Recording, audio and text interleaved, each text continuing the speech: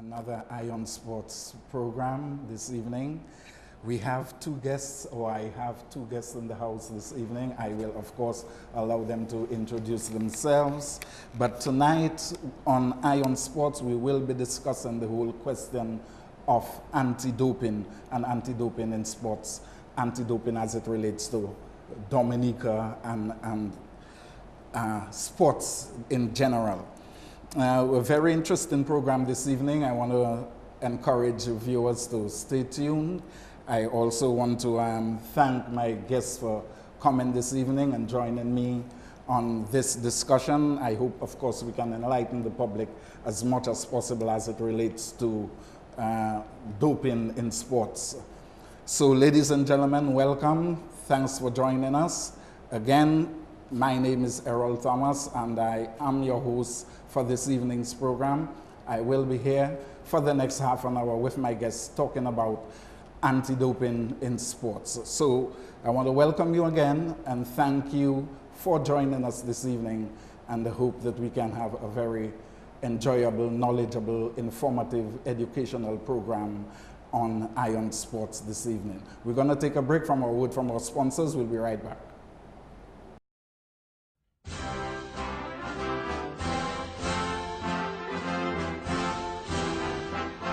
The Dominica Olympic Committee has a vision to secure medals at an Olympic Games and to bring honor and recognition to the nation.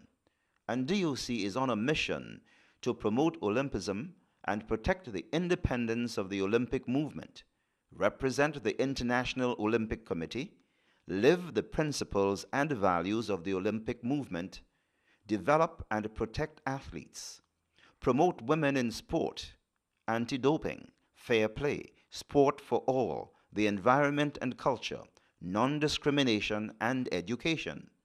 Our logo, national colors, red, black, and green. Red, 10%, black, 30%, forest green, 60%. Support the Dominica Olympic Committee and engender national pride. The website of the Dominica Olympic Committee, www.doc.dm.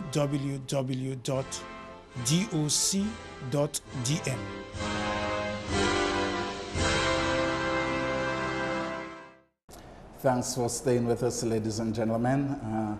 Like I said, we have two distinguished guests in the house this evening. First, let me ask them to introduce themselves and the reasons for they being here this evening, and we'll go right into the discussion. Well, good evening, Mr. Thomas. It's another Dominica Olympic Committee educational program, you may say. But tonight we will be focusing on anti-doping or doping in sports, you may say. Felix Wilson, President of the Dominica Olympic Committee, but also Chairman of the National Anti-Doping Organization, Inc., which was established some 3 years ago in 2012. And persons would have seen some of our activities. We had some major billboards, 4 corners of Dominica, where we were asking to say no to doping. And we hope that message registered with a number of persons. And Mr. Yes, I am. Good evening to all. I am Marcus Blondell, one of the doping control officers in Dominica, who is also responsible for carrying out collection samples for the Caribbean Rally. Okay. Gentlemen, welcome to the program. Thanks for being my guest this evening. Mr. Wilson, let me start with you. What plans and programs does the DOC have in place to monitor and prevent doping in sports in Dominica? Okay, let me just say that before 2012, the Dominica Olympic Committee was the official, you may say, ADO meaning anti-doping organization. That was its responsibility. Any country where there isn't an established national anti-doping organization, then the Olympic Committee of that country is responsible for anti-doping activities. However, when the National Anti-Doping Organization, Inc. of Dominica was formed in 2012, then that responsibility was passed on to the body. I should just quickly say that the National Anti-Doping Organization doesn't exist in isolation. It works closely with three partners, or two partners you may say. The Ministry of Sport, and hence the government, the Dominican Olympic Committee, and from time to time, the Ministry of Health. So it is answerable, you may say, to a regional body which is called the Caribbean Regional Anti-Doping Organization, or Caribbean RADO for short. Okay. And this regional body, there are several regional bodies around the world, and this regional body, like the National Anti-Doping Organization, is affiliated to the World Anti-Doping Agency, which is commonly called WADA. Okay, but just to if I may rephrase the question, as it were, what plans and programs do you have for monitoring anti-doping activity or doping activity within the sporting framework in Dominica? Well, the plans that we do have as a National Anti-Doping Organization is to do from time to time out of competition testing, as well as in competition testing. So I wouldn't be too surprised if there is a cricket match, as there have been in the past in Dominica, where international players are visiting our shores. Yes. The ICC, International Cricket Council, may well call on us, as they have done in the past. Marcus will brief you on that too. We have done in competition testing. What that means is that during an event, if an athlete is asked to give a sample of urine or blood, we don't do blood as yet. We would have to be better qualified, you may say, because blood is very ticklish to handle. You test those urine samples where? No, I don't test samples. I mean, No, the samples are packaged following an event like in competition, or as Marcus and I, as two doping control officers, we visit people even at their homes, in the gyms, on the playing field, wherever they are. We know their whereabouts, we visit them, and we ask for a sample. If they refuse, then it's a violation. But those samples are packaged, the urine samples, and sent to a lab in Montreal. Okay. That is the certified WADA laboratory for the Caribbean. Yes, the urine. Let me just bring in Marcus here. You are a member of the anti-doping, National Anti-Doping Organization. You are an anti-doping officer. Give us an idea of the list of things, substances on the IOC list or even on the Dominica list that can be considered, you know, enhancement performances or, well, basically we have those steroids and enhancement drugs that basically assist the athlete in becoming a stronger athlete. It doesn't, physically, that yes. is. In other words, what the drugs do, it's allow the athlete to be able to resist and therefore train harder. Now, if the athlete doesn't do that, they will not when you say get resist, better. What do you mean? Resist in terms illness of, or? No, in terms of fatigue. Okay. So you will not get tired that easily, therefore you can train at peak level for a longer period, which naturally, once the body adapts to that, will make the body stronger. Make you jump higher, make you run faster, make you throw further. So that is basically what they do. That's what they dope for. That's the only reason. What are some of the banned substances apart from steroids? And, well, they have them in categories, and then you'd have to go to the list as to all the little details of these different substances. Some of them are in regular medicine. For instance, the asthmatic athlete, the substance in the asthma, the puff, would be a banned substance. But there are, how must I put it? There are provisions made for these athletes so that they would not be considered as cheats because they're doing it for their own health. What about an athlete that is asthmatic, for instance, and may have to use a particular substance to control his breath, and that substance may be an item on the list? How does that play out in terms of the athlete's performance? The athletes would have to have clearance from his or her doctor in advance to the competition that he is actually on this medication for this reason, and you'd have to provide that information well in advance so that when the athletes would be tested, then the organization would already know that this athlete is on this for this specific reason, but it must be certified by a doctor. You cannot just say, I'm asthmatic, and no. It has to be certified so that we all know that it's coming from a legal source from the doctors. So they are protected as well. I know Mr. Wilson want to come in, but just to play devil's advocate for a minute, have you found any persons in Dominica in terms of using enhancing substances illegally? Fortunately for us, no. For the past years that we have been doing it, we have all gotten negative results on our athletes, and that is good, and we just hope that our athletes continue to be on that negative list. There wouldn't be any positive showings. Okay, Mr. Wilson, you were making the point. Yeah, well, what you addressed with Marcus is what is described as TUE, Therapeutic Use Exemption. That is, as he rightly said, if a medically qualified person attends to an athlete, and that athlete, when being tested or sample collection of the urine, should reveal to the doping control officer what substances were used, and the times, etc., that were used, the brand, all medical information that's available. Usually for very young athletes, they are accompanied by, I wouldn't say it's a caretaker, but they may be accompanied by physiotherapists or some medically qualified person or coach.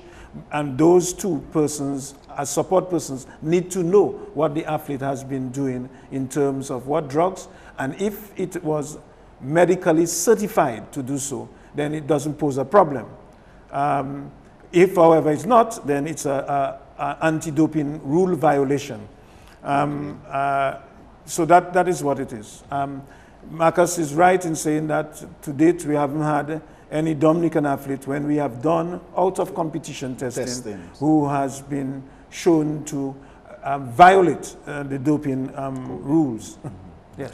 Okay, you alluded earlier to the institution in Canada that does the testing, that's this particular laboratory, and so how long does the process take, and what is involved? Well, put it that way, when the samples are sent to Montreal, the lab in Montreal is one of many. There are several, probably 50 around the world, certified labs by WADA, the World Anti-Doping Agency, certified to carry out these tests. If they are not certified, in terms that when checks are done on them, they will be banned. As you recall, before the World Cup football in Rio, the laboratory in Rio was not allowed to do testing. Whereas in 2012, that was when WADA did the most number of tests in the UK. Very well equipped lab. So they have to meet certain standards, and if they don't, then they don't. In terms of the time for analysis of a sample, it depends on the nature of the chemical that is being analyzed. But I would say within 2 weeks of the sample reaching the lab, then a full profile of all the substances that were found can be gotten. They deal with very sophisticated equipment like high pressure liquid chromatography, mass spectrometry, all those sort of sophisticated instruments. So the thought of having such a lab in Dominica, just forget about it. Okay. We're not in that league. It is for really highly and top scientists work at those labs. Tell me something in a nutshell, from your own perspective, why you think athletes do? Well, let's Marcus have a bite at that first. Marcus, you want to share? Athletes just want to be on top. Athletes just want to be on top. They want to be the best. That's it. So that's what drives them. I want to be number one. And I may do anything to get there. Yes, but that is at the expense of risking even losing that position after you have attained it. Some people don't care. What is the logic? Some people just don't care. They just want to be up there. The world knows I am the best. And for them, they have reached their pinnacle and they have achieved their goal. Okay. It matters not how they may get there. The other individuals will worry how they get there, and they'll worry about their health. Others, to them, it's just fame, it's just glory.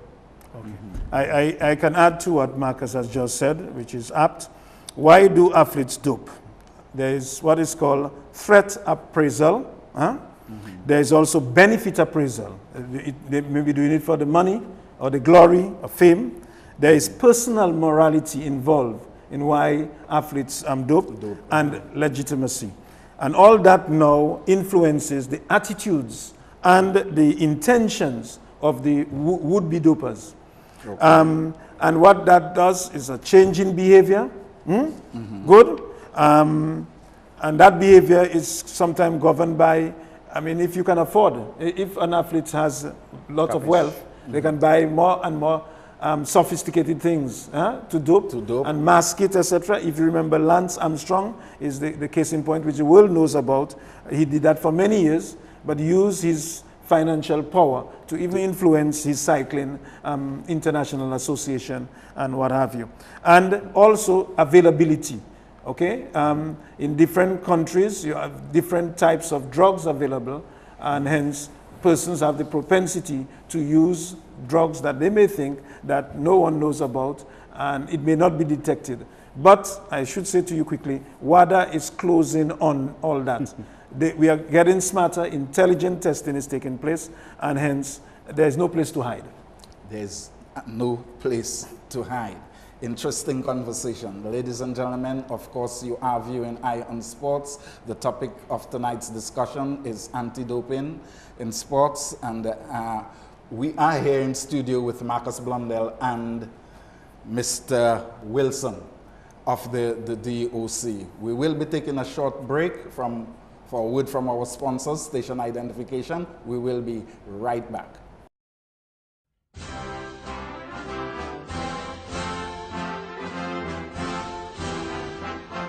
The Dominica Olympic Committee has a vision to secure medals at an Olympic Games and to bring honor and recognition to the nation.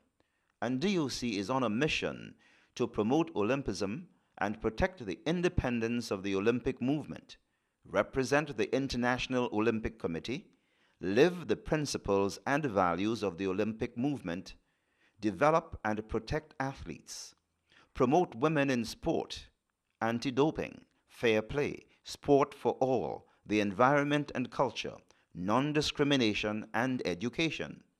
Our logo, national colors, red, black, and green. Red, 10%, black, 30%, forest green, 60%.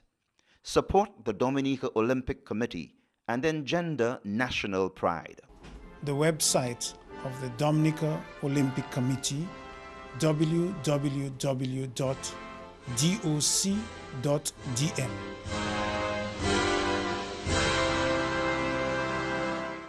Thank you for staying with us, ladies and gentlemen. Welcome back to the discussion. Eye on Sports, of course, we're discussing anti-doping in sports. Tell us, Mr. Wilson, what plans are in place to counteract all of this activity in terms of doping that is happening within the sporting arena? Yeah, well, you describe it as plans. There are always ongoing plans.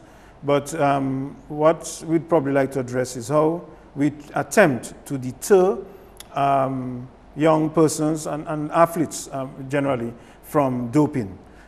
Doping is like cheating, okay? Yes, and doping also, a new code has been established by WADA, the 2015 code. It's a brand new code where more stringent policies to deter people from doping.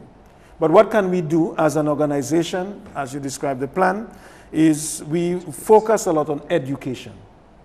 Because what education encompasses is information, advocacy, okay, and values particularly.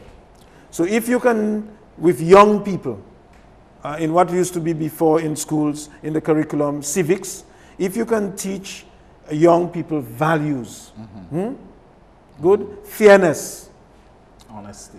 being clean in terms of not taking substances to enhance performance. If you can do that at a very early stage and continue that education, preaching values, that is a major way to deter persons from things. But somebody would want to know, I win a medal, but I won it fairly, not with a substance that made me do it on the day, and maybe even deliver us to their health, which is another sad thing. So we have to be informing people all the time, is what we do as National Anti-Doping Organization. We make them aware, as well as we preach values. And what we try to do is to get that incorporated in the curriculum in primary, secondary schools, and colleges. I was about to ask that Yes. question. And another partner in this fight against doping is UNESCO. UNESCO, what is called UNESCO Voluntary Fund. And we, Dominica, benefited from that in 2013, where we got some $20,000 US, that UNESCO Voluntary Fund for the elimination of drug in sport. And what this is meant to do is to have education projects, okay? We also have policies on anti-doping that we have to present to the public, and particularly young athletes. And we can also address what is called capacity development. So, for example, Marcus is a DCO. There's a lady who's a DCO, that is Glenda Fagan. Myself, we have been DCO for some time now. So that is building capacity. We need, however, to have persons who can understand results management, usually legal people. Okay. Because when the results come out, there's an entire process of that has to be yes, not just informing the athlete, but that we have to go through to ensure that you're not falsely accusing someone of doping, okay? So result management take care of that, and we describe the other arm, the TUE, the therapeutic use exemption, all these administrative things. Let me just go back to the schools a bit. How often do you visit the schools within the framework of your program? And is there a out-of-school program, like a summer program or something to that effect, as it relates to doping? Okay, we don't personally, we have visited schools, but what is ongoing, we work with the drug prevention unit. And incidentally, Jacinta Banis, who is the secretary of the NADO Inc., is not here with us because I understood she has a class at the UE today. So unfortunately, she could not come. She's doing an MSc in the area of counseling, I think.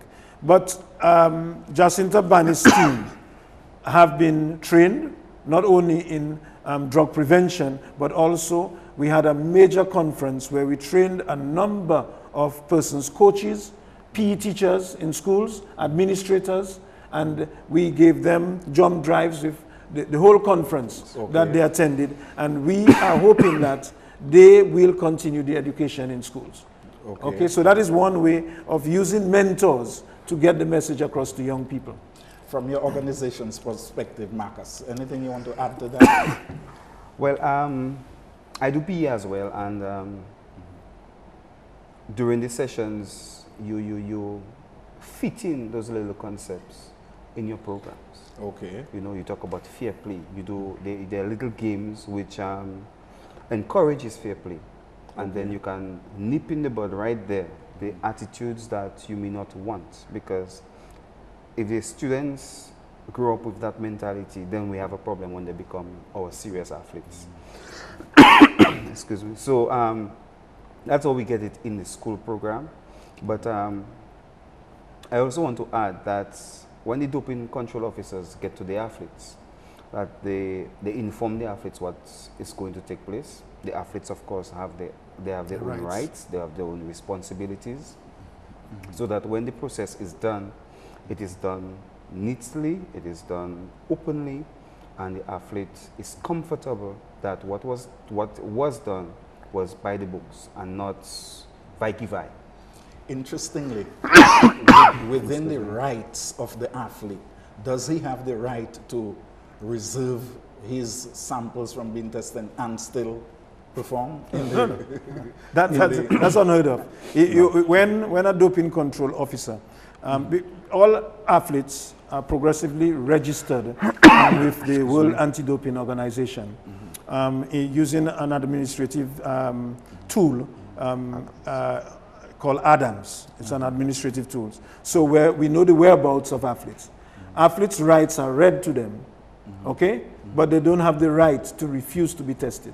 Okay. Okay, because if you're refusing to be tested as an athlete, that means you don't want to compete, you don't want to participate in anything. No, he might just argue the point that No. Yes, you can argue all day.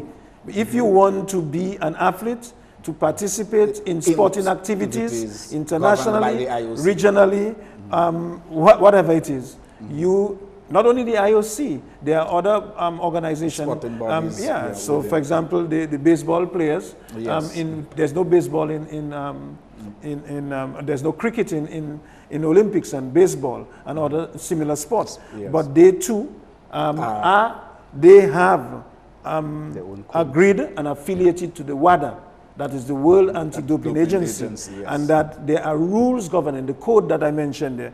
And when, for example, Marcus as a DCO knock on your door as an athlete, read your rights, and you refuse to undergo the test. Why are you refusing? Is it because you have something in your system? So that is an anti-doping rule violation. Okay. You are in trouble. That in itself is an anti-doping rule violation. Yes, it is. Refusal to.